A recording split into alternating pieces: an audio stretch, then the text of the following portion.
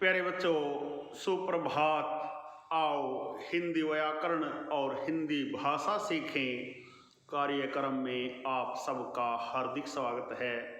प्यारे बच्चों, आज हम NCERT द्वारा कक्षा 7वीं के पाठ्यक्रम में शामिल बाल महाभारत कथा नामक पूरक पाठ्य पुस्तक के कर्ण और दुर्योधन भी मारे गए नामक पाठ का सार अथवा सारांश, इसके शब्दार्थ एवं अभ्यास के महत्वपूर्ण प्रश्न उत्तर सीखने का प्रयास करेंगे।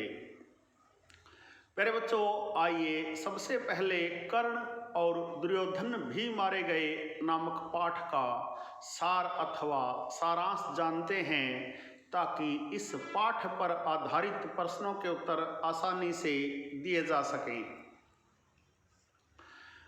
प्यारे बच्चों, द्रोणाचार्य की मृत्यु के बाद कौरव सेना का सेनापति कर्ण को बनाया गया।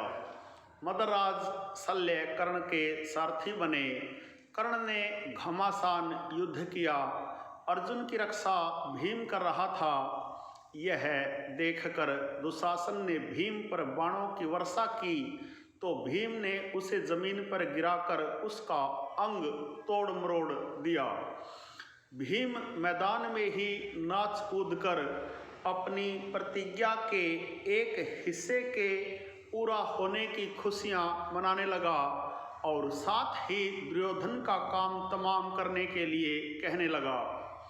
अश्वत्थामा ने पांडवों की सेना पर हमला कर दिया। प्यारे बच्चों, कर्ण और अर्जुन में भयंकर युद्ध हुआ। कर्ण ने अर्जुन पर सर्प मुखास्त्र चलाया। कर्ण ने अर्जुन पर एक आग उगलता बाण चलाया, जिसे देखकर श्री कृष्ण ने रथ को पांव के अंगूठे से 5 अंगुल नीचे जमीन में धंसा दिया। इससे अर्जुन मरते मरते बचा। कर्ण ने सर्प मुखास्त्र से अर्जुन का मुकुट उड़ा दिया, जिससे क्रोधित होकर अर्जुन ने कर्ण पर बाणों की वर्षा कर दी। तभी अचानक कर्ण के रथ का बायां पहिया धरती में धंस गया। कर्ण घबरा गया और अर्जुन से धर्म युद्ध करने को कहा।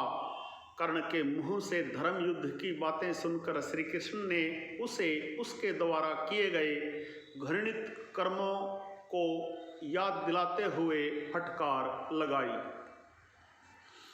प्यारे बच्चों, कर्ण ने कुछ देर अटके हुए रथ पर बैठकर ही युद्ध किया।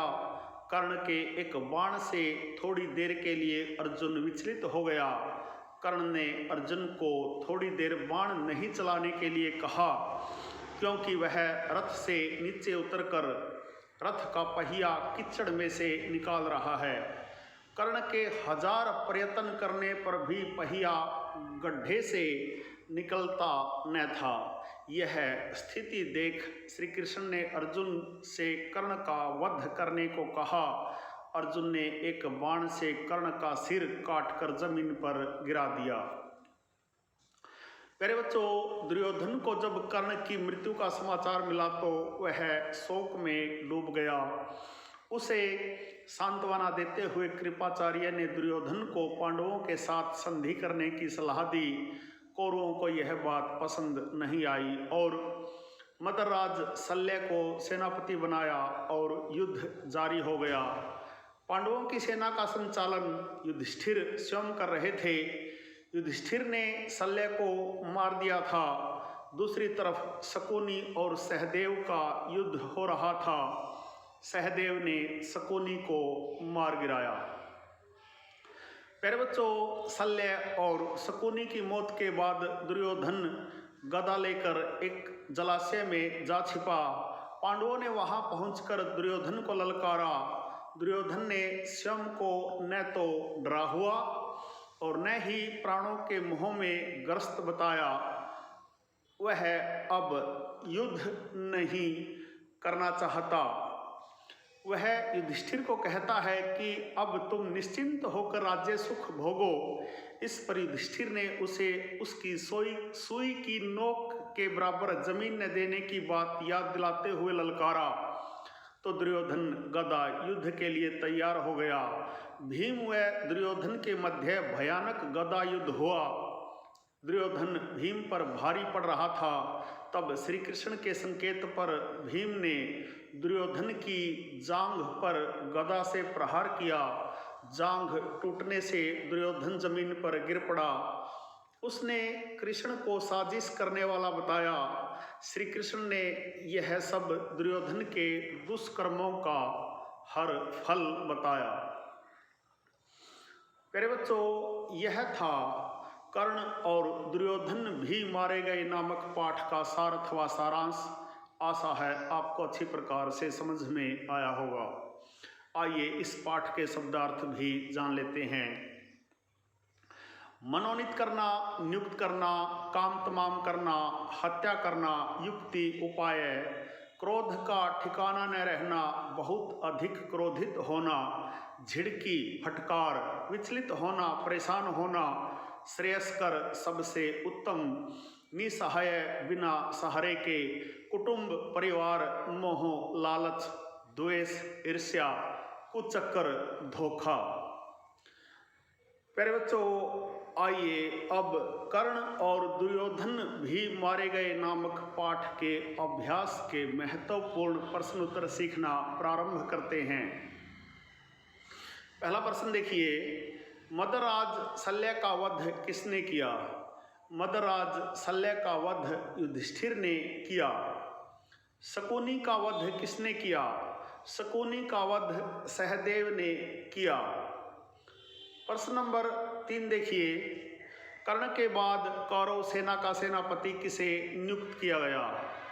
कर्ण के बाद कौरव सेना का सेनापति मदराज शल्य को नियुक्त किया गया। प्रश्न नंबर 4, द्रोण के मारे जाने पर कौरव पक्ष के राजाओं ने किसको सेनापति मनोनीत किया? द्रोण के मारे जाने पर कौरव पक्ष के राजाओं ने कर्ण को सेनापति मनोनीत किया। प्रश्न नंबर 5, कृपाचार्य ने दुर्योधन को सांत्वना देते हुए क्या कहा? कृपाचार्य ने दुर्योधन को सांत्वना देते हुए कहा, राजन, अब तुम्हारा कर्तव्य यही है कि पांडवों से किसी प्रकार संधि कर लो। अब युद्ध बंद करना ही श्रेयस्कर होगा। प्रश्न नंबर 6 देखिए, दुशासन की मृत्यु कैसे हुई? अर्जुन की रक्षा करता हुआ भीम अपने रथ पर उसके पीछे पीछे चला और दोनों एक साथ कर्ण पर टूट पड़े। जब दुशासन ने यह देखा तो उसने भीम पर बाणों की वर्षा कर दी। उसको भीम ने एक ही धक्के में जमीन पर गिरा दिया और उसका एक एक अंग तोड़ मरोड़ डाला। प्रश्न नंबर 7 देखिए, जब कर्ण के रथ का पहिया धरती में धंस गया तब उसने अर्जुन से क्या कहा? प्यारे बच्चों, अचानक कर्ण के रथ का बाईं तरफ का पहिया धरती में धंस गया। इससे कर्ण घबरा गया और बोला, अर्जुन जरा ठहरो, मेरे रथ का पहिया कीचड़ में फंस गया है। पांडुपुत्र, तुम्हें धर्म युद्ध करने का जो यश प्राप्त हुआ है उसे व्यर्थ ही न गंवाओ। मैं जमीन पर खड़ा रहूं और तुम रथ पर बैठे बैठे मुझ पर बाण चलाओ, यह ठीक नहीं होगा, जरा रुको।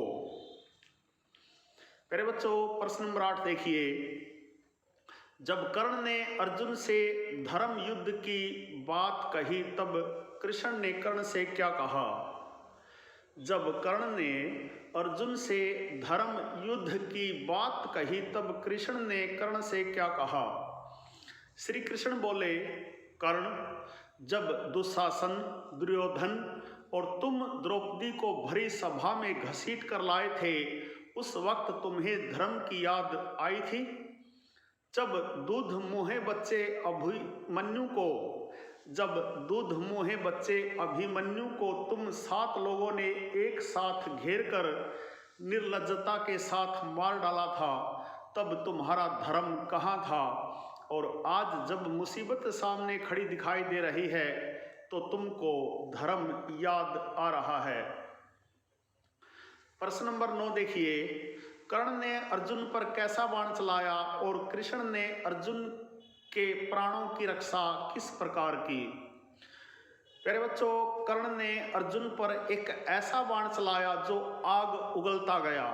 अर्जुन की ओर उस भयानक तीर को आता हुआ देखकर कृष्ण ने रथ को पांव के अंगूठे से दबा दिया, जिससे रथ जमीन में 5 अंगुल धंस गया। कृष्ण की इस युक्ति से अर्जुन मरते मरते बचा। कर्ण का चलाया हुआ सर्प मुखास्त्र फुंफकारता हुआ आया और अर्जुन का मुकुट उड़ा ले गया। प्रश्न नंबर 10 देखिए, कर्ण की मृत्यु कैसे हुई। प्यारे बच्चों, कर्ण का एक बाण अर्जुन को जा लगा तो वह थोड़ी देर के लिए विचलित हो उठा। बस यही जरा सा समय पाकर कर्ण रथ से उतर पड़ा और रथ का पहिया उठाकर उसे समतल पर लाने की कोशिश करने लगा। कर्ण के 1000 प्रयत्न करने पर भी पहिया गड्ढे से निकलता न था।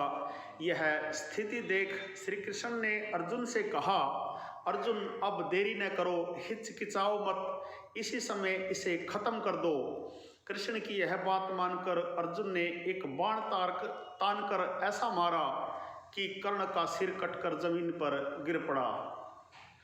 प्यारे बच्चों, आइए अब दुर्योधन का वध नामक पाठ के अभ्यास के प्रश्न उत्तर जानते हैं। पहला प्रश्न देखिए, जलाशय में छिपे दुर्योधन को युधिष्ठिर ने कैसे चुनौती दी। युधिष्ठिर ने कहा, दुर्योधन अपने कुटुंब और वंश का नाश कराने के बाद अब पानी में छिपकर प्राण बचाना चाहते हो।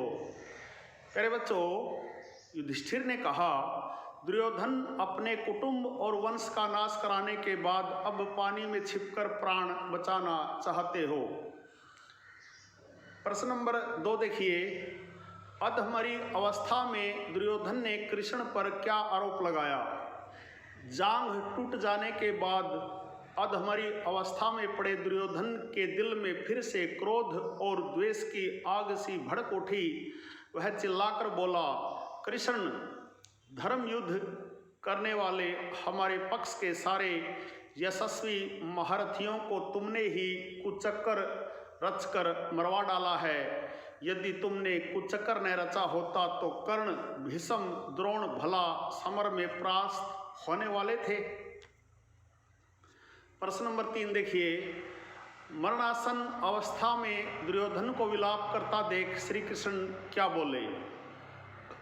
मरणासन अवस्था में दुर्योधन को विलाप करता देख श्री कृष्ण बोले, दुर्योधन, तुम अपने ही किए हुए कर्मों का फल पा रहे हो। तुम यह क्यों नहीं समझते और उसका पश्चाताप करते। अपने अपराध के लिए दूसरों को दोष देना बेकार है। तुम्हारे नाश का कारण मैं नहीं हूँ। लालच में पड़कर तुमने जो महापाप किया था उसी का यह फल तुम्हें भुगतना पड़ रहा है।